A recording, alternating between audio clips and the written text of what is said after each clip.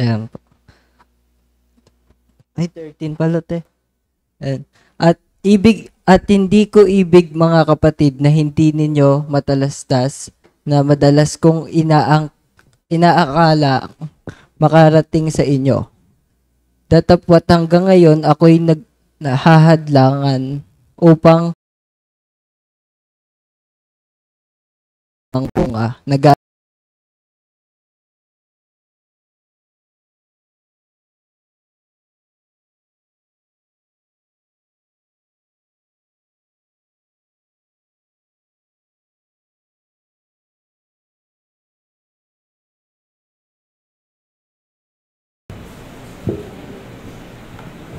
Kasama po natin ang Panginoon ngayong umagang ito. Amen po? And we are glad that the Lord has gathered us together to worship and honor Him. Suot ko po yung uniform ng mga nag-aaral po ng Bible School. Ako bilang isa sa mga facilitators ng ating Bible School to GLU, Global Life University. At mamaya po ay magkakaroon tayo ng banquet and awarding night, no? At ang graduation ay sa June 1. Okay, so dadalaw po sa atin mamaya ang dean ng North Caloocan branch or satellite ng Bible School na ito upang samahan tayo sa pagdiriwang ng ating pong banquet and awarding night. So, praise God po sa 25 na students po na sa biyaya ng Panginoon na makakatapos po ng ating pong Bible School. Palapakan po natin ang Panginoon po doon. No? So, sa graduation, sila po ay makakatanggap ng certificate in practical ministry. No? Although, ito po ay hindi po lahat sa kanila ay baka magpatuloy, no, ng kurso na hanggang 4th year. At maasa tayo na meron magpatuloy, no, para nasa gayon ay meron tayong mga susunod na henerasyon na equipped, no, well-equipped sa salita ng Panginoon upang magpatuloy ang kanyang gawain ng pangangaral ng Ebanghelyo sa iba't ibang mga tao at lugar. Mamaya po ay subukan din po natin ulit yung atin pong Q&A, Bible questions and answers. So kung meron kayong mga tanong during word time ay pwede niyong tandaan or isulat para atin pong subukan na gawin ulit yung Q&A after ng word, no? Bago matapos ang word. Sinubukan kong tignan po sa website, no, sa Google, sa search engine sa internet yung data tungkol sa pagbagsak ng Christianity sa buong mundo, no? So tinype ko yung is Christianity decreasing in the world, at lumabas sa search engine ayon sa Wikipedia na habang yung Christianity ay currently siyang predominant religion in Latin America, Europe, Canada, and United States, yung religion na ito, sabi niya, ay declining in many of these areas, particularly doon po sa Western Europe, sa North America, and Australia, and New Zealand. Okay. So, nakakalungkot, di ba, na balita na ang Christianity sa mga lugar na ito ay bumababa po yung bilang, ano po, sapagkat yung iba ay dahil po sa, lalo na po sa West, no, sa kung saan ang idea ng relativism ay malawak, ano po, at halos lahat po doon ay, o marami sa kanila ay lumalayo na sa Panginoon dahil po sa kalituhan, no, sa mga worldly principles na kinakalat ng idea na ito ng relativism, no? So marami na po ang nasusway na po sa paglayo sa Christianity dahil po sa movement na ito. Lalo po yung pagpasok ng LGBTQ, no, plus community, na kung saan ito yung pangunahin na lumalayo dun sa salita ng Diyos sapagkat ito'y kontra sa kanilang mga prinsipyo at pananaw, no, sa buhay. At marami sa kanila ay nauuwi sa atheism, no, sa hindi pagkilala sa Diyos or pananaw na sila'y walang kinikilala or pinaniniwala ang Diyos. Okay. So nakakalungkot ito at sinubukan ko rin na tignan sa Pilipinas kung bumababa ba yung bilang ng Christianity sa ating bansa, no? Praise God kasi wala akong makitang data, no? So wala pa siguro na iniuulat na pagbagsak ng Christianity sa Pilipinas,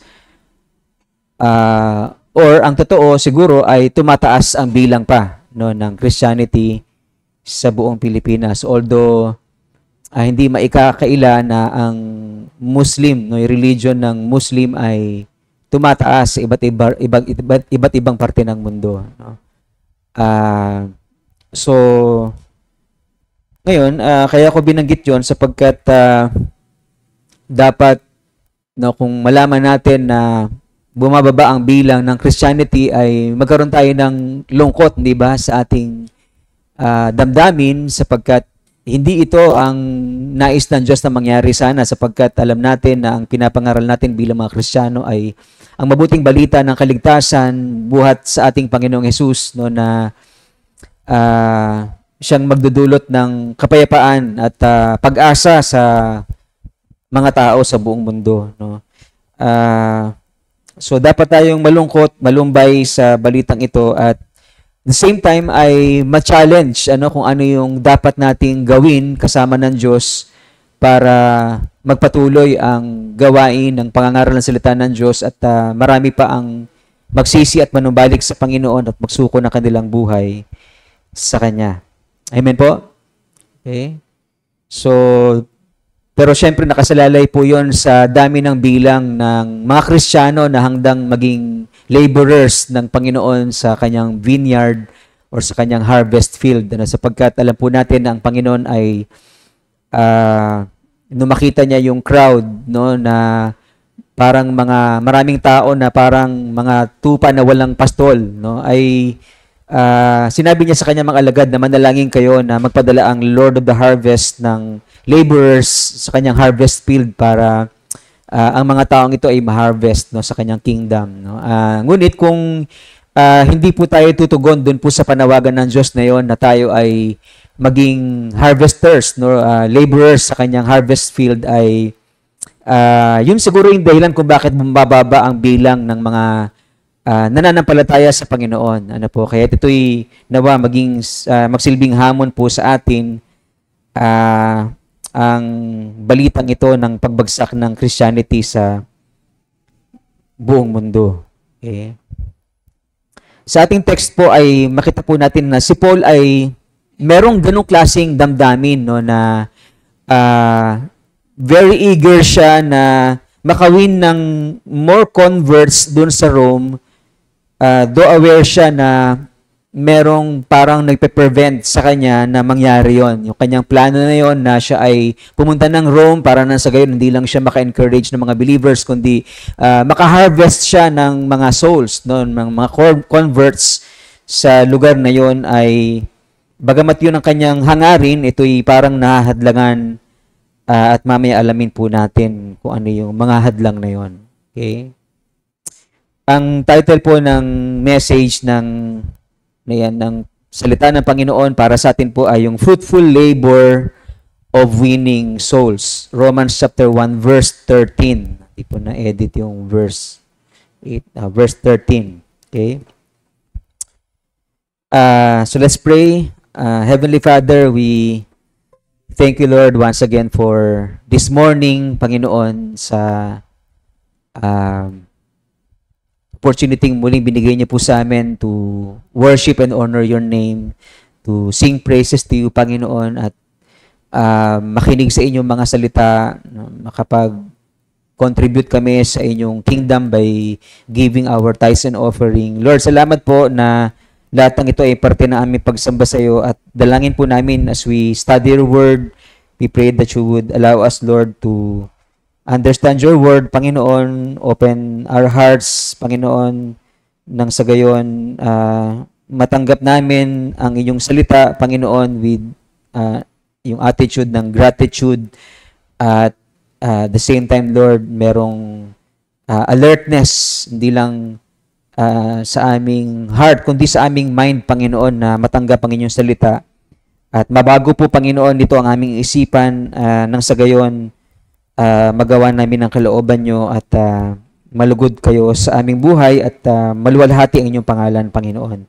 Lord, salamat po sa buhay ni Apostle Paul, na kung saan makikita po namin ngayon yung kanyang puso at kung paano mo siyang binago, at yung hangarin niya na marami pang mga tao ang manampalataya sa iyo upang marami pang ma-convert at maligtas, Panginoon, sa pamagitan ng iyong biyaya at ng pananampalataya. Lord, mangusap po sa amin sa pamagitan ng iyong lingkod sa pangalan ni Jesus. Amen. Amen. Okay, so sa ating binasang talata, no, mapansin po natin na si Apostle Paul ay nais magpunta sa mga kapatid doon po sa Rome, no? Last week na kita natin sa previous verses na ang isa sa mga layunin ng kanyang pagpunta sa Rome ay upang ma-encourage ang mga believers, at pati siya ay ma-encourage ng kanilang pananampalataya. At dito ay dinagdag niya na ang kanyang layunin ay upang magkaroon naman siya ng anumang bunga, no, yung bunga na gaya ng nangyari sa kanyang pangangaral doon po sa ibang mga hentil. Now, ginamit po ni Apostle Paul dito yung metaphor ng agriculture, no, yung lengguwahe ng mga magsasaka, no, na sinabi niya ay nais niya na magkaroon ng anumang bunga, no, doon sa pagpunta niya doon sa Rome. At nais nating maintindihan kung ano ba yung ibig sabihin nung paggamit dito ni Apostle Paul ng lengguwahe ng magsasaka, no, yung bunga. Well, sa Philippians 1:22 ay meron din siyang ginamit dito na metaphor tungkol sa agriculture, at sinabi niya, if I am to live in the flesh, that means fruitful labor for me. Or sa King James Version ay fruit of my labor. So, in other words, ang pinapakita ni Apostle Paul dito na layunin niya doon sa pagpunta sa Rome ay magkaroon ng harvest, no, magkaroon ng bunga yung kanyang pangangaral, no, sa pagpunta niya at sa kanyang pangangaral doon ay magkaroon ito ng bunga. Okay, yun yung kanyang hangarin sa kanyang pagpunta sa Rome. At ito pong Tagalog popular version ay ininterpret para sa atin kung ano yung bungang yon. Okay? Ano yung bunga na yon? Sa Romans chapter 1 verse 13 ng Good News Version, sa Good News Version, ano sabi ron? I want to win converts among you also. Okay. Yung fruit na minimin niya doon sa verse na ating pinag-aaralan ay yung converts. Okay, yung mga makikinig sa kanya salita, magsisisi at sasampalataya sa kanya, yun yung mga magiging bunga, no? Yung converts dahil po sa kanilang pagtanggap sa ating Panginoon bilang Panginoon at tagapagligtas. Okay? Ang NIV po ay ginamit po doon instead na fruitful harvest ay yung harvest among you. Okay? Harvest among you. So, generalize po ng NIV yun pong fruit na gusto ni Apostle Paul na makuha sa kanyang pagpunta doon sa Rome. In other words, yung fruitful labor na yon na ina-aspire ni Paul sa kanyang pagpunta sa Rome ay yung fruitful labor of winning souls. Winning souls. At ano yung nakapaloob dun sa soul winning na yon? To win converts and to encourage Christians to maturity. Yung number 2 ay diniscuss natin last week, no, dun sa mga previous verses. At itong number 1 ay yung soul winning na bunga na nais niyang makuha. Of course, kasama din doon yung number 2 sapagkat sa pangangaral niya ay tatatag yung pananampalataya ng mga believers na. No? At sa pangangaral niya ng gospel sa mga hindi pa believers ay meron pong mga makakakilala doon sa Panginoon at magsusuko ng kanilang buhay sa Panginoon, tatanggapin si Jesus bilang kanilang hari at tagapagligtas. Okay? So si Paul ay iisa yung kanyang hangarin, no, sa kanyang pagpunta sa Rome, to win souls for Jesus Christ. Okay? Mga converts na maliligtas at mga mananampalataya na tatatag sa kanilang pananampalataya sa pamagitan ng kanyang salita. Now, binanggit ni Apostle Paul yung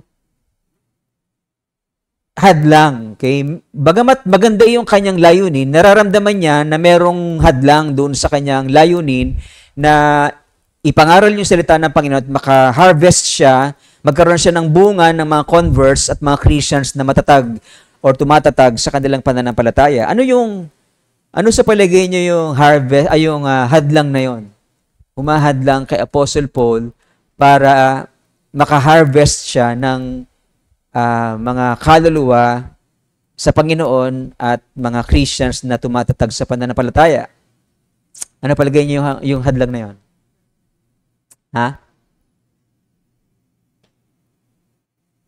Sa 1 Thessalonians chapter 2 verse 18, binanggit mismo ni Apostle Paul yung isa sa mga hadlang sa kanyang mga binabalak na missionary journeys. Okay? At binanggit niya po sa kanyang sulat sa mga Thessalonica, sa mga believers sa Thessalonica, sabi niya, because I wanted to come to you, I, Paul, again and again, but Satan hindered us. So isa sa mga humahadlang kay Apostle Paul sa kanyang layunin na makakuha ng bunga, no? Anumang bunga doon sa kanyang pangangaral doon sa Rome at maging dito po sa Thessalonians ay yung kaaway na humahadlang sa magandang layuning ito. Okay? Si devil ay kaaway ng Diyos. Right? Siya ay binabanggit po sa 1 Peter chapter 5 verse 8 na siya ay adversary. No? Si devil ay adversary at siya ay like a roaring lion, no, na siya ay naghahanap ng kanyang masisilo. Okay? So si Satan ay kaaway ng Diyos and therefore kaaway din natin. Okay? So dahil kaaway natin siya, kaaway siya ng Diyos, anumang tungkol sa pangangaral ng mabuting balita ay hahadlangan niya. Okay? Anumang gawain na patungkol sa salita ng Diyos, sa patungkol sa iglesia, sa pangangaral ng mabuting balita, sa pagpapatatag ng mananampalataya, siya ay walang gagawin bilang kaaway kung di, humadlang. Okay. So yun yung kanyang papel dito sa mundong ito. Bilang kaaway natin at bilang kaaway ng ating Diyos. Okay? Kaya lang, ang nakakalungkot ay may mga tao na nagagamit ng kaaway para pigilan yung gawain ng Diyos. May iba doon marami doon, syempre hindi mananampalataya. No? Sila'y ginagamit ng kaaway, ng dyablo, para yung gawain ng pangangaral ng salita ng Diyos ay mapigilan. Si Satan yung may pakana, pero gumagamit siya ng mga unbelievers para pigilan ang pangangaral ng salita ng Diyos. Ang nakakalungkot, meron din mga believers na unknowingly ay nagagamit sila ng kaaway para mapigilan yung pangangaral ng salita ng Diyos, mapigilan yung magandang layunin na tumatag sa pananampalataya ang mga mananampalataya. No. For example, 'di ba, merong activity sa church, merong gawain ng for example, youth fellowship, no? Pero ikaw ay nagyaya na samantalang oras ng youth fellowship, niyaya mo yung mga attend sa youth fellowship na kayo ay mag-mall o kaya ay pumunta sa ibang lugar, 'di ba? Yan ay isang senyales na ikaw ay nagagamit ng kaaway para mapigilan yung isang magandang layunin na ikaw ay tumatag sa pananampalataya sa Panginoon. Okay?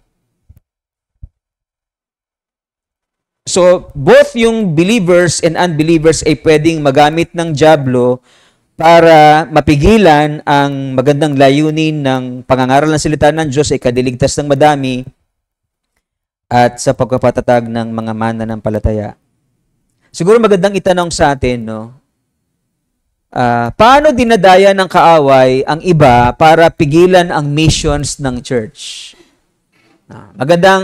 Napakahalaga na seryosohin natin to sapagkat baka ikaw ay nagagamit ng kaaway, magsisi ka, di ba? O kaya magbago ka ng pag-iisip at magbalik loob sa Panginoon at wag nang magpagamit sa kaaway kung ikaw ay nagagamit ng kaaway para mapigilan ang gawain ng Panginoon.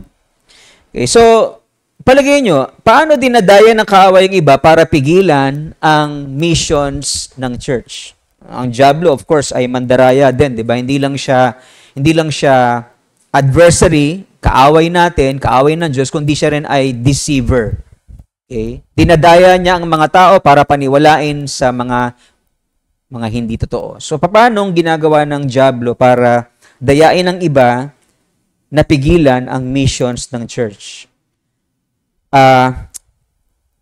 Nilagay ko sa una yung parang typical, no? Typical doon sa atin bilang iglesia. Merong mga tao na dinadaya ng dyablo ang kanilang isipan, no? At malalaman natin na dinadaya sila ng dyablo sapagkat binibigkas nila yon. Nasabi nila, bakit pa ako magsisimba samantalang yung mga tao dyan ay nagkakasala, pareho namin na mga makasalanan. Pareho ng ibang mga hindi mananampalataya na nagkakasala. So, pagka meron tayo narinig na ganong statement, then it means na yung taong yun ay dinadaya ng kaaway para paniwalain na wag na siyang magsimba or sabihan din or turuan yung iba na wag na magsimba sapagkat sa church naman, yung mga nag-church naman dyan, kahit leader pa sila, gumagawa ng mga kasalanan, ginagawa din ng mga unbelievers. So ano pa yung silbi na magsimba tayo samantalang ganun din naman sila?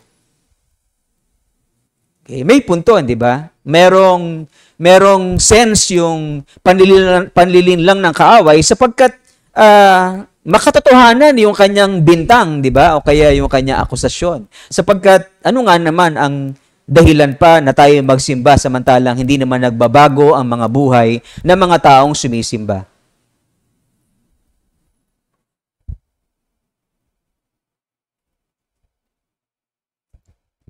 Nung bago pala ako mananampalataya, lumabas yung quotation na marami ang nagprint ng t-shirt na yun yung quotation nang sabi, Christians are not perfect, they are just forgiven. Okay? So mga Christians ay hindi perfect, they are just forgiven. So walang Kristiyano na o lahat ng Kristiyano ay merong tendency, di ba, na magkamali pa din. Tama? Di ba? Sabi mo sa katabi mo, nagkakamali ka pa rin ba? Tanungin mo siya. Nagkakamali pa rin, di ba? At napapansin natin yon at parang siguro tayo mapapaniwala doon sa bintang ng kaaway na, oo nga, no? Mukhang kapanipaniwala nga sapagkat ito nga, itong katabi ko, inamin niya na siya ay nagkakamali pa din at nakakagawa ng mga kasalanan na tulad ng ginagawa ng mga unbelievers. So, panalo na ang kaaway. Ganun ba yun? Okay na. So, hindi na tayo magsisimba. Okay. powerful, 'di ba? Nung thought na 'yon, nung ano na 'yon, nung statement na 'yon kung paniniwalaan ng iba, 'di ba? At marami nga actually ang hindi na nagsisimba sa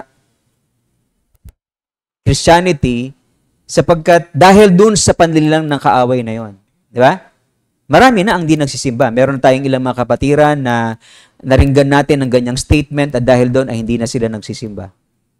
Or may ilan, hindi naman madami, may ilan na yun ang kanilang bukang bibig, and I believe sila ay nadaya ng kaaway upang nang sa gayon mapigilan ang missions ng church. Di ba? Pagka yung balitang yon ay kumalat pa ng kumalat at marami pang taong maniniwala anong mangyayari sa church, mamamatay na, di ba? Mapipigilan na yung mission ng church sapagkat naniniwala yung marami at hindi na nagsisimba yung madami. So, kaya yun yung isa sa mga dahilan kung bakit umuunti ang simbahan. So, kung ako ikaw, ay hindi ko na gagamitin yung salitang yon, mga pangungusap na yon. Amen? Kasi pag ginamit mo yon, kinakasangkapan ka ng dyablo para ang church ay bumagsak at mapigilan ang mission ng church ng pangangaral ng kanyang salita. Hello? Meron ba kayong kilalang mga taong gano'n na sinasabi? Handa ba kayo na pagsabihan sila na itigil na yun sapagkat sila ay ginagamit ng kaaway? Okay. Ano po ang sabi sa, alam niyo yung sabi sa sa 1 John 1, ang alam natin 1 John 1:9. Di ba? Kung ipapahayag mo ang iyong mga kasalanan sa Kanya, siya ay tapat at banal para ikay patawarin, tugasan sa iyong mga karumihan, linisin, patawarin. Pero yung verse 8, nakakalimutan natin na yun yung pansagot natin doon sa mga nag-aakusa at ginagamit ng kaaway para gamitin yung ganong pananaw at wag nang magsimba yung mga tao. Okay. Ano ba yung sinasabi sa verse 8? Ang sabi sa verse 8, if we say that we have no sin, we deceive ourselves. Kung sinasabi natin na wala tayong kasalanan, dinadaya natin ang ating mga sarili at ang katotohanan ay wala sa atin. Doon pa lang sumunod yung verse 9. Kung ipapahayag natin, therefore, dahil ikaw ay may kasalanan, ikaw ay nakakagawa pa ng pagkakamali, ikumpisal mo yung mga kasalanan mo at ang Diyos ay handa kang patawarin sa iyong mga kasalanan, hugasan sa lahat ng iyong karumihan. So in other words, ina-acknowledge ng Panginoon, no, hindi lang ni Juan na siyang sumulat ito, na kundi ng Diyos na bagamat tayo ay naborn again na, bagamat tayo ay nagsuko na ng ating buhay sa Panginoon, bagamat tayo kumilala na sa ating Panginoon bilang ating hari at tagapagligtas, still dahil sa tayo nasa laman pa at nandyan ang tukso, ay magkakaroon tayo ng pagbagsak sa ating pananampalataya. Diba? Dahil saan? Dahil ba sa ang Diyos ay hindi tayo kayang proteksyonan doon sa tayo ay magkasala? No, dahil po sa ating minsang katigasan ng ulo. Di ba? Merong, alam natin na masama yung isang bagay na yon, masama ito, masama yan, and yet, dahil sa katigasan natin ng ulo ay ginagawa natin yung mga bagay na labag sa kalooban ng Panginoon at doon tayo nagkakamali, doon tayo nagkakasala, at doon naman, sinasabi ng Panginoon sa atin sa pamagitan ng kanyang salita na doon sa pagkakataong yun na tayo magkamali, humingi tayo ng tawad sa Kanya. At siya handa tayong patawarin sa lahat ng ating mga kasalanan. Palapakan po natin ang Panginoon po.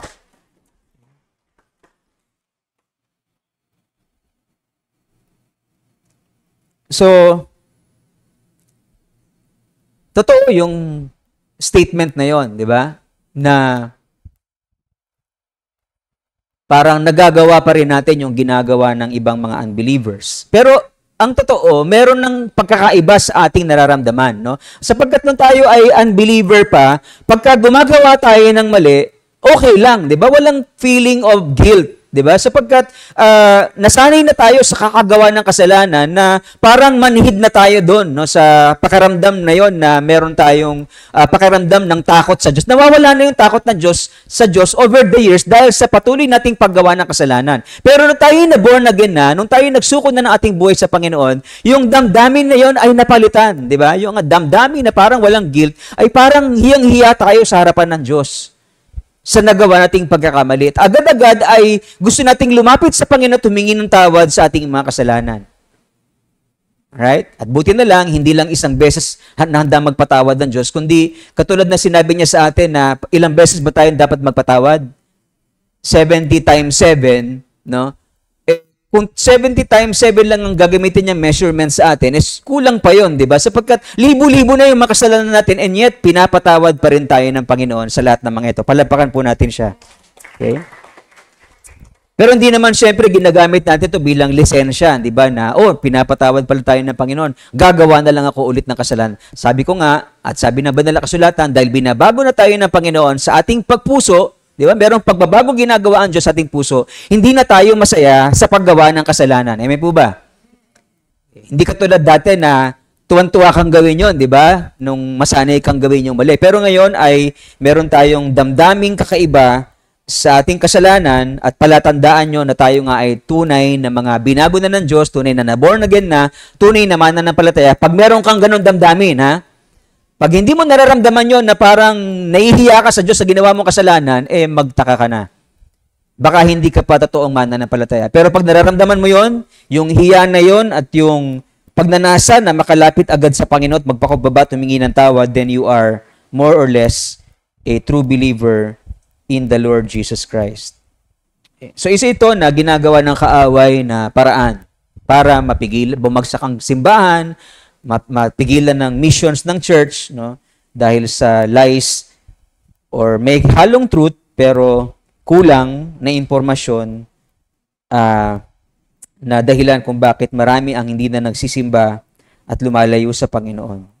Pangalawa na pwede nating makitang dahilan, no, na or ginagawa ng diablo na pandaraya, no, para pigilan ng issues ng church ay yung pag-disprove ng tithing.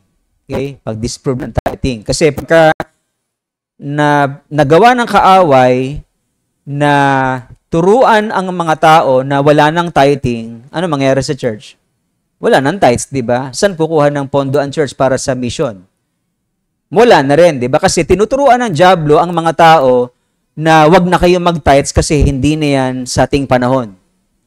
In other words, kung may mga kilala kayo na ito yung sinasabi, more or less sila ginagamit ng kaaway para hindi na tayo mag-tithes or wala na mag-tithes at bumagsak ang ekonomiya ng iglesia at matigil na yung pagpipreach ng gospel. Okay? O yung iba siguro, hindi naman siguro agad-agad natin isipin na ginagamit ng kaaway, ignorant lang sila sa bagay na yon, okay? At kung maintindihan nila yung katotohanan tungkol sa tithing, ay pwede naman silang magbago ng pag-iisip or bago ng pananalita upang maitama nila yung kanilang pagkakamali. Well, sa atin po, naniniwala po tayo na ang tithing sa Old Testament ay nagtuloy-tuloy sa New Testament. Okay? Ayan, nung prueba natin, ang mga ibang mga mitikuloso na doon po sa mga sagot, dapat daw kukunin natin yung sagot sa banal na kasulatan. At meron po tayong lesson po dyan sa atin pong discipleship, no, na lessons, no, na tinuturo natin sa mga Bible studies doon po sa level 2. Level 2. Doon tungkol sa giving, no, yung ating habits for spiritual growth, 'di ba? Ano yung habits, mga habits na yun ay yung pagbibigay ng ating ikapu. At tinuturo po doon na sa salita ng Diyos, no, na yung Old Testament na tithes ay nagpapatuloy sa New Testament, or yung Old Testament na way of giving, pagbibigay ay nagpapatuloy sa New Testament. Ano yung giving na yon sa Old Testament? Yung charity tithe, no, sa Deuteronomy chapter 14 verses 28 to 29, binanggit po sa batas ng Diyos kay Moses, no, para sa mga Israelita na magbigay sila ng tithes ng kanilang mga na-produce, no, yung kung ikaw ay magsasaka, kung ikaw ay halimbawa ay may alagang mga hayop, yung 10% nun every 3 years ay ibibigay mo para saan? Para sa mga mahihirap, sa mga fatherless, sa mga widows, sa mga Levites, no, sa mga sojourners, no, na nangangailangan. Okay, yun po sinasabi sa Deuteronomy chapter 14. Okay, so lumalabas dahil yun ay every 3 years, 'di ba? 10%, 'di ba, ang tithes. Tuwing 3 taon, i-divide mo sa 3. 'Di ba? So 3.3%. Okay? So, yun yung charity tithe. Tithe yun para yung mga animo, yung mga mga dumami mong mga hayop or ano English ng hayop? Mga herds ba yan? Cattle, na yan, mga ganyan, maibigay mo kay Lord yung 10% noon. 10% every 3 years para sa mga mahihirap. Okay? Merong isang nabasa ako na nabatas ni Moses, ng Diyos kay Moses sa mga Israelita na kung ikaw ay merong taniman, halimbawa, mga prutas, So, yung perimeter mo, di ba, kunyari, 10 hektare yung tinaman mo na mangga, yung nasa perimeter mo na mga bunga na bumagsak, huwag mo nang kunin. Okay? Huwag mo nang kunin. Hayaan mo na yun sa mga mahihirap. Okay? So, parang yun yung 10% na ibibigay mo sa mga mahihirap. Okay? So, nakita natin na sa New Testament, nagpatuloy yun. No? Sapagkat yung tithe para sa mga nangangailangan ay patuloy na ginagawa ng mga apostles sa New Testament. Yun po yung context ng 1 Corinthians 16:2. Ano yung 1 Corinthians 16:2? Tuwing araw ng sanlinggo, magbukod ang bawat isa ng halaga na makakaya at ipunin ninyo upang hindi na kailangan pang manghingian ng ambulay pagparian ko. Verse 3, pagdating ko riyan, bibigyan ko ng sulat ang mga taong pipiliin ninyo upang magdala ng inyong tulong sa Jerusalem. So, malinaw na tong giving na ito ay tulong sa Jerusalem. Naalala po natin sa Book of Acts, di ba, na may balak si Apostle Paul na pumunta sa Jerusalem para dalhin yung mga tulong na yon na nilikom niya sa iba't ibang mga churches, mga Gentile pa yung mga Christians na yon, na ibibigay sa mga believers dun po sa Jerusalem. Okay, so tinuloy-tuloy nila kung ano yung meron sa Old Testament na tithes for the needy, tinuloy nila sa New Testament. Ano pa yung pangalawa sa Old Testament na giving? Yung regular tithe. Ito po yung tithe para sa mga needs ng priests at dun sa templo. No? Dun po nakita natin yung sa Malakay 3:10. Di ba? Malakay 3:10 na ibigay niyo ng buong buo ang inyong mga kapus sa storehouse. Ano yung storehouse na yon? Dun sa imbakan na kung saan yun ay para sa magagamit sa templo para may pagkain dun. Okay? At sa mga kailangan ng mga Levites or mga priests na nag-aasikaso doon sa gawain sa templo. Okay, Numbers chapter 18 din, binanggit po yan, verses 21 and 24. Ito po yung 10% na para doon sa mga lingkod ng Diyos o naglilingkod doon sa templo. Paano nagpatuloy sa New Testament yon? Sa 1 Corinthians 9:13-14, maliwanag na sinabi ni Apostle Paul doon yung Old Testament na practice na paghahandog sa templo, may mga pagkain doon na tinatanggap yon ng mga naglilingkod sa kanya. Okay? At sabi niya sa verse 14, sa ganyan ding paraan, pinag-uutos ng Panginoon na ang mga mangangaral ng mabuting balita ay dapat mabuhay sa pamamagitan ng mabuting balita. So, pinarallel ni Apostle Paul yung Old Testament law tungkol sa tithes para sa mga Levites, mga priests. Tapos, sabi niya, ang Panginoon na nag-uutos, na yung mga nangangaral ng mabuting balita ay dapat silang mabuhay sa pamagitan ng mabuting balita. So, tinuloy-tuloy yung pong giving ng tithes sa Old Testament papunta sa New Testament. At merong pangatlo pa, yung festival tithe, na kung saan ang mga needs na kailangan gamitin sa mga celebrations, marami silang mga feasts, di ba? Pero sa New Testament, yung feast na yon ay yun na lang ating ginagawa every first Sunday of the month na Lord's Supper, 'di ba? Sapagkat yun ay feast din sa Old Testament, no? At doon tayo nagko-contribute. Actually, yung feast na ginagawa or yung Lord's Supper na ginagawa sa New Testament ay full meal. Tayo yung mga maliliit lang na tinapay na pinamimigay at saka may kaunting inumin, no, na iniinom natin bilang simbolo ng dugo at katawan ng Panginoon. Pero sila ay full meal yun. Kaya meron silang contribution. Okay, nagbibigay sila, naghahain sila, no, siyempre gagastos ka doon, no? Yun yung tithe mo para sa mga festivals. So nagpatuloy yon sa New Testament. Okay? Kaya kung meron kayong kilala na nagtuturo na ang sinasabi ay Huwag na mag-tithes. Una, ipaliwanag natin na ang dyablo ay balak pigilan ang mission ng church, pabagsakin ng church, so tinuturo niya na wala ng tithing.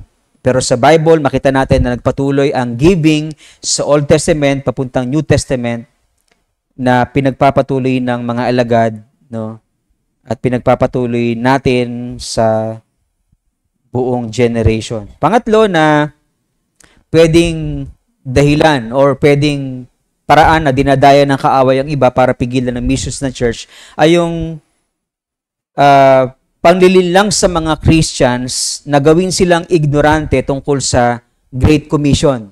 Okay. Pag hindi mo alam yung Great Commission, yung salita mismong Great Commission, isa ka doon sa mga nalilinlang ng kaaway para maging ignorante ka dito. At hindi ka magkaroon ng partisipasyon sa Great Commission. At nang sa gayon, yung mission ng church, ito nga, yung Great Commission na yon ay hindi magpatuloy. Okay? Okay, siguro baka hindi mo alam yung salitang Great Commission, pero alam mo yung Matthew 28, 18 to 20. Pag alam mo yung Matthew 28, 18 to 20, hindi ka ignorant. Okay? So, ligtas ka dun sa panlilinlang ng kaaway para ikaw ay hindi makapag-participate. Pero kung alam mo rin yung Matthew 28, 18 to 20 at hindi ka naman nagpa-participate, somehow parang nagtatagumpay ang kaaway para tayo ay hindi magpatuloy sa misyon. Okay? May inutos ng Panginoon sa Matthew 28, lahat ng kapangyarihan, lahat ng authority ay binigay na sa akin ng Ama. So therefore, go and make disciples of all nations, baptize them in the name of the Father, Son, and Holy Spirit, and teach them to observe everything I have commanded you. Surely I will be with you always to the very end of the age. Yun ang utos ng Panginoon sa mga disciples. At tayo'y disciple din ng Panginoon. So yung utos na yon ay for all believers in all generations. Okay? Sa church ng Panginoon. Utos ng Lord yun sa church. So, therefore, kung hindi tayo magpa-participate doon, yun ang dahilan kung bakit hindi nagpapatuloy ang mission ng church or napipigilan ang gawain ng pagmimisyon ng simbahan dahil hindi tayo ignorant, either ignorant yung iba at the same time ay hindi participative dito po sa pag-reach out sa mga unbelievers. Intindihan po natin? Okay? So, kung ako sa iyo, wag na akong magkunwa-kinwari ang ignorante.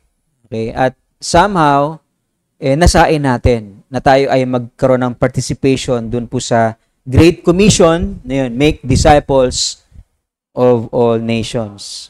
Nabalik tayo sa tanong na sino ang nagpe-prevent kay Paul sa balak niyang makawin ng soul? Bukod dun sa tinukoy niya ang dyablo, okay, ang nagpe-prevent sa kanya para makapunta sa mga missionary journeys na kanyang pinaplano at makapag-win ng soul at makapag-encourage ng unbelievers. At pwedeng gamitin din ng dyablo yung believers and unbelievers alike para mapigilan siya doon sa, at ng dyablo, doon sa magandang layunin na yon. Meron pang isa. No, ano yon? Ang Holy Spirit. Sabi sa, pinag-aralan po natin sa Acts 16, di ba? Paul and his companions traveled throughout the region of Phrygia and Galatia, having been kept by the Holy Spirit from preaching the word in the province of Asia. Verse 7, when they came to the border of Mysia, they tried to enter Bithynia, but the Spirit of Jesus would not allow them to. So, grabe, no? Pati pala yung Lord, no? Pati pala yung Holy Spirit ay pwedeng pigilan tayo. Si Paul, pinigilan niya na makapunta doon sa isang lugar, o dalawang lugar yung binanggit po dito na dapat ay pupuntahan niya pero hindi siya inalaw ng Holy Spirit. Malinaw, di ba, no?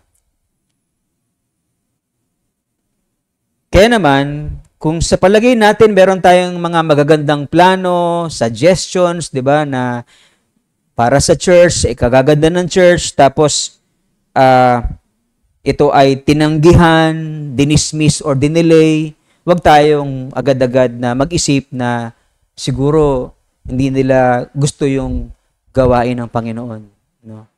Nung mga tumatanggi. Para wag naman agad kasi baka Holy Spirit ang talagang meron nagsasabi na i-dismiss muna or i-delay.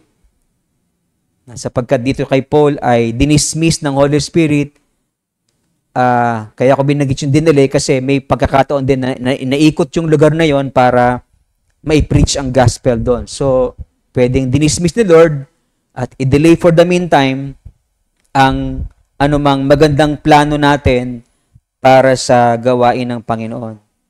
Okay? So, mag-ingat tayo na halimbawa, meron tayong magandang mukhahi, no, sa gawain ng Panginoon at tinanggihan yun ng pastor, tinanggihan yun ng members ng church, baka sabihin natin, hindi yata mananampalataya tong pastor. Baka ito'y kampo ng kaaway, pinipigilan yung maganda kong mukhahi. Di ba? Huwag naman agad-agad sapagkat malinaw na may alam ng Diyos kung ano ang gusto niya na i-prioritize natin at kung ano yung unang dapat nating gawin, no? O saan dapat tayo magpunta bilang tagasunod niya. Okay? So, hindi ko na yan masyadong papalawakin. Now, punta po tayo doon sa sinabi ni Apostle Paul na layunin niya na magkaroon siya ng anumang bunga or fruitful labor sa kanyang pagpunta sa Rome, no? Sa mga mananampalataya doon, sa mga hindi mananampalataya. Yung fruitful labor na ito, or pwede nating sabihing success, no, na para kay Paul ay yung winning souls and encouraging Christians to maturity. Okay. Bakit ko po nilagay yung word na success, no? Kasi yun yung lengguwahe natin sa ating panahon na pwedeng kumumpara doon sa fruitful labor na sinasabi ni Apostle Paul. Para sa kay Apostle Paul, ang success para sa kanya ay yung makawin ng souls. Yun yung tagumpay para sa kanya. Ang success para sa kanya ay makapag-encourage ng mga unbelievers para sila ay mag-mature sa kanilang pananampalataya. Okay, kaya puro siya missionary journey, puro siya Bible study, puro siya preaching ng gospel. Para nang sa gayon, yung makakatugon doon ay maligtas at tumatag sa kanilang pananampalataya. At dito makita po natin, no, yung bagong pag-iisip na meron si Apostle Paul. Renewed mind, no, na meron si Apostle Paul. Naalala po natin yung Romans 12:2, 'di ba? Sabi ni Apostle Paul sa kanyang summary, no, doon sa lahat ng sinabi niya mula chapter 1 hanggang chapter 11, nag-summarize siya. Therefore, 'di ba, sabi niya sa verse 1, 12:1. Tapos 12:2, sabi niya sa verse 2, do not be conformed. No, huwag kayong umayon sa takbo ng sanlibutan ito, bagkus magbago na kayo ng pag-iisip. Be transformed by the renewing of your mind so that you will know what God's will is, no, yung kanyang good purpose, okay? Acceptable and perfect will. Okay? So, yung renewed mind na yon na pinipreach ni Apostle Paul ay meron siya nun. Okay? Sabi niya, wag na kayong umayon sa takbo ng sanlibutan ito, magbago na kayo ng pag-iisip. Siya nagbago ng pag-iisip. Ha? Yung pinipreach niya, nangyari sa kanya, totoo sa kanya. No? At yun ang gagawin ng Panginoon sa mga na-born again. Magkakaroon tayo ng pagbabago ng puso at pagbabago ng isipan. Yung dati nating maling gawain, yung dati nating maling pag-iisip ay babaguhin ng Diyos. Papalitan niya yun ng isang matuwid na pag-iisip, katulad ng pag-iisip na meron si Apostle Paul. Ano yung mga binago ng Diyos sa isipan ni Apostle Paul? Dati ang goal niya ay magkaroon ng converts to Judaism sa kanyang dating relihiyon. Ngayon, ang kanyang goal ay magkaroon ng converts to Christianity. No? Nagbago siya ng pag-iisip. Tinalikuran niya yung dati na niyang relihiyon. Hindi siya natakot na baka ang mga kamag-anak niya, kaibigan niya, mga contemporaries niya ay itakwil siya bilang kamag-anak, kaibigan, kapatid, etc. Tinalikuran niya kanyang religion. Binago ng Lord ang kanyang isipan sapagkat alam niya na yung kanyang dating religion ay may kulang sa paniniwala or may maling paniniwala at siya ay nagbago ng pag-iisip, tinanggap niya ang Christianity at namuhay siya bilang isang totoong Kristiyano sa isang pananaw ng merong katuwiran ng Diyos. Okay? Dati ang goal niya ay i-persecute ang mga Christians, ngayon ang goal niya ay encourage ang mga Christians. Di ba? Yung kanyang nung kanyang balak na ipakulong, pumunta sa iba't ibang mga bansa para kunin yung mga Christians at ibalik sa Jerusalem at sila ay parusahan. Yun yung kanyang layunin nung siya papuntang sa daan ng Damascus at doon siya kinatagpo ng Panginoon at doon siya binago ng Panginoon. Yung dating balak niya na ipakulong yung mga Christians, ngayon ang balak niya na ay i-encourage ang mga Christians. Nagkaroon ng pagbabago sa isipan. Okay? Ikaw, bilang isang totoong mananampalataya, meron na bang binago ang Lord sa iyong isipan? Meron bang maling pananaw ka dati na ngayon tinama na ng Diyos? O baka mali pa rin hanggang ngayon yung pananaw mo? Diba? Meron ako pinanood sa mga kabataan, yung Turning Point. No? Nawili akong panoorin yon for the last 2 weeks. Tinitingnan ko sinusubaybay ko yung Turning Point sapagkat ang galing nung Kristiyano na yon na nakikipagdebate sa iba't ibang topics na pwedeng itanong ng isang estudyante. Hindi lang tungkol sa religion, kundi sa iba't iba na variety of topics. No? At yung binakita ko sa mga young people ay yung isa sa mga dahilan kung bakit bumabagsak ang Christianity sa Amerika sapagkat marami doon ay nasa LGBTQ community. Okay? At nakikipagdebate sila doon kay Kirk ba yung pangalan noon na isang magaling na debater na Christian at iba pang mga apologists na sinusubaybayan ko rin bukod sa kanya sa Turning Point. Meron pang isa. Iba yata yung na-post ko doon sa mga young people sa kanilang chatroom na yung isang nagtanong na LGBTQ ay halos mangiyak-ngiyak sapagkat wala na siyang masagot nung na-corner na siya doon sa pananalita at pagpapaliwanag sa kanya na walang ibang nilalang ang Diyos kundi babae at lalaki. Wala na siyang masabi finally at siya'y maiyak-iyak. So hopefully yung mga ganong mga videos na ini-encourage ko yung mga kabataan na actually ganun yung mga panoorin para na sa gayon ay mahasa ang ating isipan at patuloy tayo na tumayo doon sa katuwiran ng Diyos at maging kasangkapan ng Panginoon para mabago ang isipan ng mga tao. Okay? Now, hindi lang naglilingkod si Apostle Paul na very bold sa kanyang pagpipreach, kundi habang siya ay naglilingkod kay Lord, siya ay nagtatrabaho pa rin same time.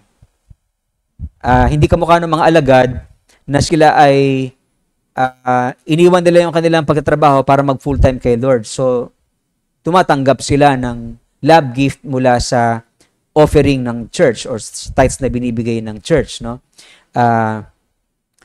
Pero si Paul ay minabuti niyang magtrabaho na para walang masabi sa kanya yung mga tao sapagkat nabanggit ko sa inyo dati ang dahilan, 'di ba, sa kanilang panahon na kapag ikaw ay isang rabbi, kasi si Paul ay teacher noong panahon nila, pag rabbi ka, ikaw ay magtatrabaho para sa kabuhayan mo. Okay? At dahil Pharisee siya, teacher ng law, nagtatrabaho siya kahit Christian na siya para ma-please niya mawin niya yung mga rabbis din na katulad niya dahil ginagawa pa rin niya yung isang ordinaryong rabbi o kung ano yung ginagawa ng isang rabbi, ginagawa pa rin niya kahit Christian na siya. Nagtatrabaho siya dahil siya ay rabbi. Okay? So, kaya ganun yung ginagawa ni Apostle Paul. Siya ay nagtatrabaho habang siya ay naglilingkod sa Panginoon. Pero tinan niyo paano binago ng Lord ang isipan niya. Hindi siya nagtatrabaho para yumaman. Okay? Maraming kabataan, ganyan yung pangarap, di ba? Mag-aaral ako mabuti para pagka nagkaroon ako ng magandang trabaho o magandang negosyo ay yayaman ako at mabibili ko na lahat ng gusto ko. Malalaman mo yun sapagkat yung mga nakagraduate na, nagkatrabaho na, puro self-pleasure ang kanilang paggamit ng kanilang pera. Pupunta ng mga iba't ibang bansa, no? Bibili ng mga gamit, ng mga mamahalin, no? At nakakalimutan si Lord. Yung tithes niya, yung paglilingkod niya kay Lord ay nakakalimutan. Pero si Paul ay merong panibagong pag-iisip. Binago ng Lord ang kanyang kaisipan na sa halip na magtrabaho siya para sa kanyang self-pleasure, ay yung kanyang kita na yon ay hindi for self-pleasure, kundi para sa gawain ng Diyos. Para masustain yung kanyang ministry ng pagpaproclaim ng gospel. Nalaman natin yan, di ba? Last 2 weeks ago na si Paul sa Acts 28 ay naging prisoner, di ba? At dinala ng Lord si Paul sa Rome at doon ay nakapag-preach siya ng gospel, pero meron siyang tirahan na binabayaran niya ng sarili niyang pera. Ibig sabihin, nagtatrabaho pa rin siya para tustusan yung gawain na yon, na kung saan sa bahay na yon na kanyang inuupahan ay pinapangaral niya ang salita ng Panginoon. So, may kakaibang pagbabago na ginawa ang Diyos sa isipan ni Apostle Paul. Ikaw, ano yung binago ng Lord sa isipan mo in terms of defining success? Siguro, yung iba sa atin, ang ibig sabihin pa rin ng success sa kanya ay yung magkaroon siya ng mga anumang ari-arian na meron at pinagmamayabang ng mundo na para sa kanila yun ang success.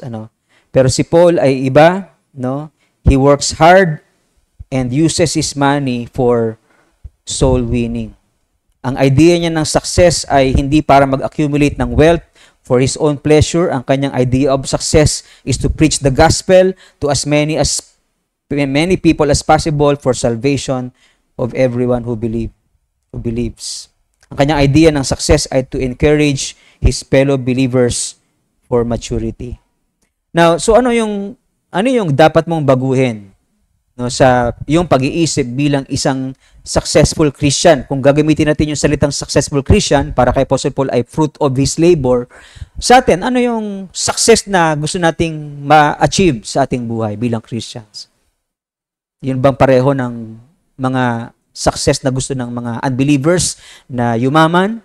No, hindi naman masama yung yumaman din yung mga believers, pero maraming yumaman na naging pasakit sa kanila yung kanilang pagyaman sapagkat sila nalulun sa mga iba't ibang mga pigati at mga kasalanan bunga ng pag-accumulate ng wealth. So, anong dapat magbago sa ating isipan? Sa mga estudyante at nagtatrabaho, siguro, mag-aral tayo at mag-work nang hindi nako-compromise ang ating spiritual growth or maturity. Di ba?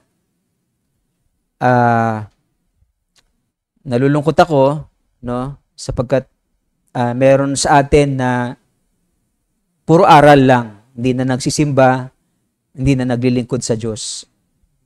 Lalo na pagdating sa college, no? Parang feeling natin ng mga parents, parang siguro hindi natin na naaawat or hindi natin na napagsasabihan kasi ang dami-dami niyang masyadong marami siyang ginagawa.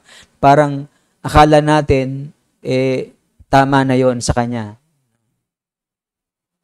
Alright?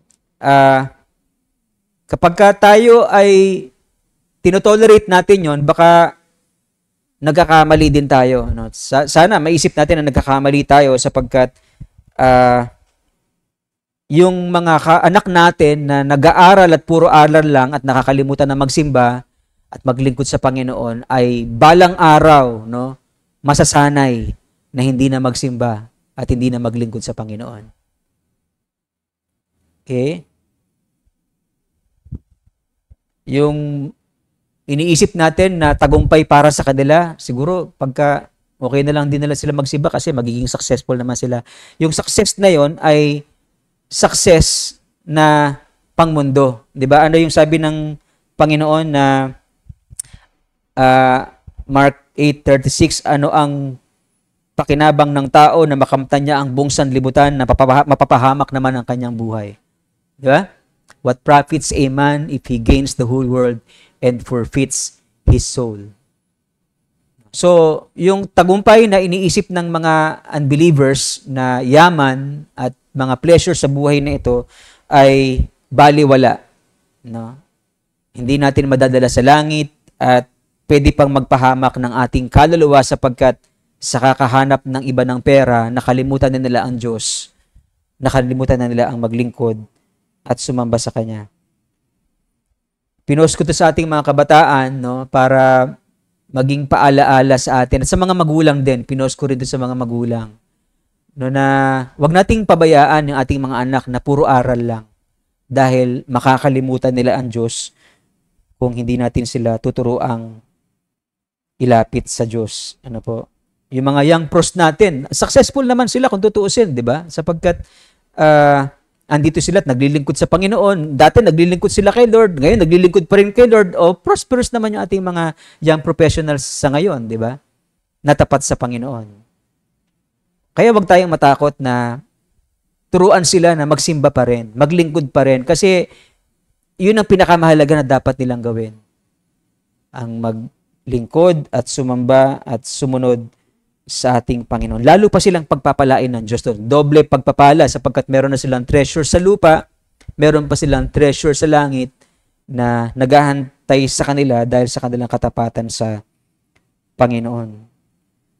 Number 2, siguro dapat ating baguhin ang ating isipan dun sa kanina, di ba, na ignorant dun sa Great Commission. Mag-participate tayo sa soul winning. Okay? I-invite natin yung mga contacts natin sa Bible studies, discipleship group, no? Bilang ating initial na contribution or participation. In other words, talagang kailangan mo umattend ng Bible study kasi mag-i-invite ka na magba-Bible study. Bakit? Para makilala niya ang Panginoon, tumanggap siya sa Panginoon at siya ay maligtas at patuloy na ma-encourage sa kanyang pananampalataya. Sa June 9, no, ating second Sunday po, anniversary po natin, at balak po natin na magkaroon ng evangelistic na event, no, ng alas 3 ng hapon dito po sa church, no. I-invite po natin lahat ng mga Bible studies po natin. Okay? So, sabihin natin, anniversary ito ng church, merong handaan tayo, may fellowship tayo, at nang sa gayon ay magkakilala po yung lahat ng mga Bible studies at ipipreach sa kanila yung gospel, no, para sa pag-confirm ng kanilang pananampalataya sa Panginoon. Okay. And then of course, mag-lead ka ng Bible study, no, para makapag-participate ka, magsimula ka sa pag-invite lang hanggang sa dahil lagi kang umattend ng Bible study, napapamiliarize ka sa mga tinuturo, pwede ka nang magturo gamit ang ating discipleship lessons, sapagkat doon ay mai-share mo yung gospel at makakapag-encourage ka ng believers in Christ. And please God always, no, hindi yung tao. Lagi nating tandaan na hindi yung taong ating piniplease, hindi ako ang piniplease nyo, hindi yung leaders ng church, hindi yung crust ninyo, no, kundi si Lord na siyang ating pinaglilingkuran, ang ating piniplease, no. Wala nang iba. Meron kayong mga tanong na nais na itanong sa atin para ating masagot? Anyone? Question?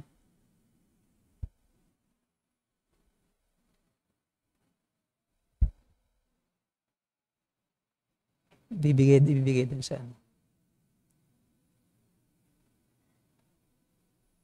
Ito, may tanong doon, dali. Pakibigay. Doon, no, meron sa likod. Sa likod, may tanong.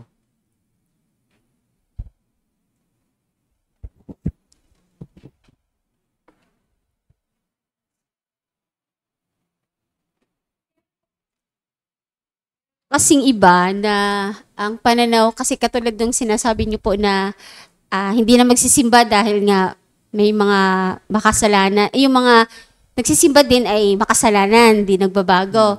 So, meron din pong mga kapatiran na nalalaman ko na hindi na nagsisimba dahil sa bahay na lang daw po sila magsisimba. Tapos, nagbabasa na din naman sila ng Biblia, nananalangin, kaya okay lang daw yun dahil sa bahay na lang daw sila gagawin yun. Yung pananaw na iyon po, ano sa palagay niyo po? Well, kaya tayo nag-online dati dahil dun sa pandemic, di ba? Yung merong COVID-19 na nakakahawa. So, sa Romans 13, tinuruan tayo ng salita ng Diyos na magpasakop sa pamahalaan, di ba? Kaya ginawa natin na gawing online yung worship natin for a certain period of time. Pero ini-encourage tayo na dahil tapos na yung yung pandemic, mag-attend na tayo ng face-to-face, di ba? Sapagkat nasa Bible din po na tinuturo po sa atin sa Hebrews 10:25 na wag nating kaligtaan ang mga pagtitipon. Hindi po yun online kasi wala pa namang online dun sa New Testament, di ba? Times na para sabihin natin pwedeng online. Pagtitipon yun para magpalakasan sila sapagkat malapit nang dumating ang Panginoon. Hebrews 10:25, di ba? Noong time nila, sabi nila malapit na dumating ang Panginoon. Di lalo na sa time natin na mas malapit na. Kaya dapat na tayo laging magtipon-tipon, no? Huwag nating kalimutan ang mga pagtitipon. Ano yung pagtitipon na ginagawa nila noong time na yon? Yung worship, di ba? Yung pakikinig sa apostles' teaching, pagbibigay ng mga handog sa Panginoon at pananalangin, di ba? Yun po yung purpose ng coming together, no, na pinag-uutos sa Biblia na dapat nating gawin. So, siguro dapat hindi na mag-excuse yung mga kapatiran po natin na meron namang online, doon na lang po sila. Meron tayong online, hindi para doon sa mga kayang pumunta rito. Para doon sa mga hindi kayang pumunta, katulad ng may sakit, di ba? Or nasa ospital, or nasa ibang bansa na sumusubaybay pa rin sa atin. Para sa kanila to. So, di natin to ginagawa para dun sa mga kaya naman pumunta. Okay? In fact, sa last week ba yun na, di ba, yung mensahe nung last week, yung longing to see each other. Di ba? Napakahalaga na tayo. Meron tayong longing to see each other. Ito pong worship ay, at prayer meeting at pa mga gawain ng church ay pagkakataon natin to see each other so that we can encourage one another. Kung di tayo magkikita-kita, hindi natin magagawa yung pag-encourage. Pastor, pwede ko namang gawin sa chat yan. Well, again, sinasabi pa rin sa Hebrews 25, hindi tayo makakatakas dun po sa sinasabi ng Panginoon. Huwag kalimutan ang pagtitipon na ginagawa ng ilan. Kundi magsama-sama tayo at para na sa ma-encourage natin ang bawat isa, yamang malapit na dumating ang Panginoon. Okay. Okay po? Additional lang yun pa sa akin, Pastor. Apo. Kasi tsaka yung pag nag-online ka, parang excuse mo lang yun. Kasi tago yun eh. Tago. Di ba? Yeah. Na parang hindi ka naman kita kung nagpa-participate ka well, di ba? Na kung talagang nakikinig ka ng maigi or yung sacredness nung sabi ni Pastor Dong, nung pagka-online mo, ay talagang, di ba, nakatuto ka. Minsan parang yun eh, somehow shallow, hindi matibay yung yung compare sa nandito ka, nakikita mo yung kapatiran, lumalakas ka, nakikinig ka talaga ng Word of God, andyan ang presensya talaga ng Panginoon, unlike sa online. Yeah, tama po. Tsaka yung sabi sa Bible din, di ba, na tayo ay temple of the living God, so ang Holy Spirit ay nasa ating kalagitnaan. So, mamimiss natin yon kung hindi tayo attend sapagkat tuwing tayo magsasama-sama, the Holy Spirit is within us, among us. No? So, kaya yung may sacredness ng worship dahil sa presence ng Holy Spirit in our midst, no, na bagay na magpapatatag pa ng ating pananampalataya kung tayo magsasama-sama kasama ang Holy Spirit. Any more question? Last? Ano po? Sige po. Mike.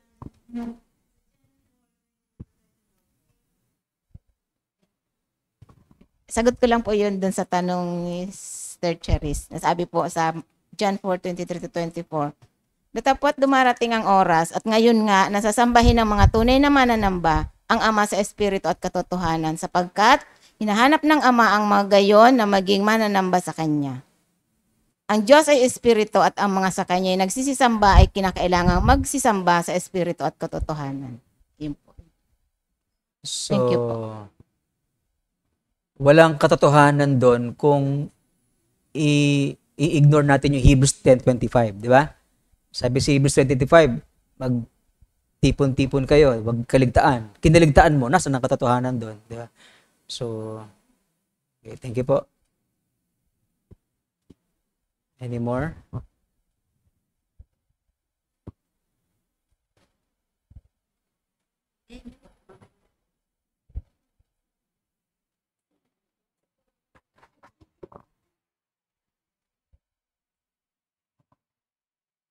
Wala si Brad Toti. Maraming tanong eh. Brad Toti.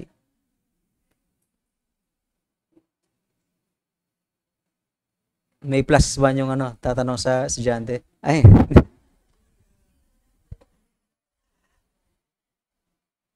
Sige po, tayong lahat at tayo pasalamat sa Panginoon sa umagang ito. Let's bow our heads and let's continue to feel the presence of God through the Holy Spirit.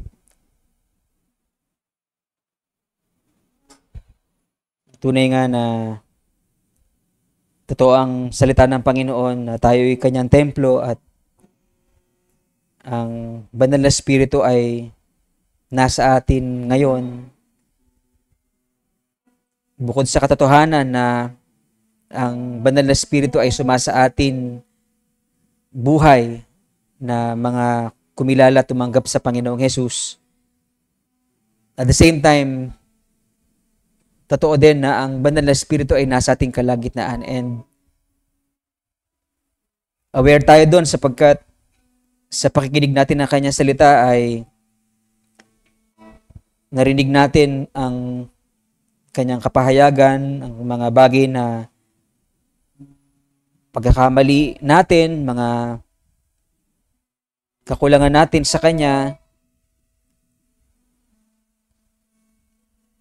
Siguro in one way or the other, feeling mo na parang ikaw yata yung tinatamaan sa mensahe. Well, yun ay pagkilos ng Holy Spirit sa'yo upang tulungan kanya na magpakumbaba at magsisi at magbalik loob sa Panginoon, humingi ng tawad sa mga pagkukulang natin sa kanya. Maaring meron ding gustong baguhin sa iyong pag-iisip ang Panginoon tulad ng pagkilos niya sa buhay ni Apostle Paul na maraming pagbabagong ginawa sa kanya ng Panginoon. Hindi ko alam kung ano yung dinidil sa iyo ng Lord na dapat baguhin mo sa iyong pag-iisip. Maaring ito isang ugali na masama, hindi tamang pananalita, mga hindi tamang gawain, pagkilos na hindi ayon sa kanyang kalooban. Well, kinakausap ka ng Panginoon at humingi tayo ng tawad sa kanya sa mga pagkakasala natin, pagkakamali natin. Kung meron mga natitisod sa atin dahil sa mga kasalanan ginagawa natin, hingi natin ng tawad sa Panginoon yon at maging dun sa mga tao na natitisod sa atin, kausapin natin sila at humingi ng paumanhin at nang sa gayon ay magkaroon ng kapayapaan sa puso mo at sa puso niya at matulungan natin na maalis sa isipan natin yung maling pag-iisip na hindi na magsisimba dahil sa mga kasalanan na ginagawa ng ibang kapatid. Lahat tayo nagkakasala, nagkakamali at salamat sa Diyos sapagkat patuloy ang kanyang pagbubuhos sa kanyang biyaya sa atin na kung tayo magpapakumbaba at hingi ng tawad sa kanya ay tapat at banal siya na huhugasan tayo at lilinisin sa atin sa lahat ng ating karumihan. Lord, salamat po sa graciousness po sa amin, Panginoon. Salamat po sa mercy mo, Panginoon, na patuloy na pinagkakaloob mo sa amin. Dalangin ko po, Panginoon, dinggin mo ang prayer ng inyong mga anak, Panginoon. Kami na patuloy na nagkakamali. Kaya naman, before we start singing songs to you, Panginoon, may kami ng tawad sa inyo sa aming mga kasalanan. Tanda na ina-acknowledge namin aming mga kahinaan, pagkukulang, pagkakasala. Salamat sapagkat patuloy ka na nagpapatawad po sa amin. Lord, I pray that you would grant, Lord, once again, your forgiveness, Panginoon, sa amin, sa mga kasalanan po namin nagagawa. Tulungan mo kami, Panginoon, na mapagtagumpayan ang mga kasalanan ito, Panginoon, na minsang umalipin sa amin, Panginoon. At salamat sapagkat kami alipin nyo na, Panginoon, alipin para sa inyo upang gawin ang kalooban nyo at hindi yung mga bagay na binubulong sa amin ng kaaway. Panginoon, kami ay nagtatalaga ng buhay namin sa iyo para sabihin na mula ngayon, hindi na po kami makikinig sa kaaway. Bagkos kami ay makikinig sa inyo bilang aming Panginoon at tagapagligtas. Yamang kayo na ang pinaghari namin sa aming buhay, Panginoon. Lord, sa inyo kami makikinig. At gagawin ang kalooban nyo. habang kami nabubuhay, Panginoon. Tulungan niyo po aming mga estudyante sa kanilang pag-aaral na hindi lang po sila maghangad, Panginoon, na maging matagumpay, na merong maling pag-iisip tungkol sa success, Panginoon. Bagkus, Lord, ituro niyo po sa amin mga kabataan ng totoong tagumpay na nais niyo po na makamit nila, Panginoon, ng buhay na walang hanggan at mga gantimpala na nakalaan para sa kanila dahil po sa pagtatapat nila sa inyo, Panginoon. Dalangin po namin ang mga kabataan po namin na maging matapat po sila sa inyo, Panginoon.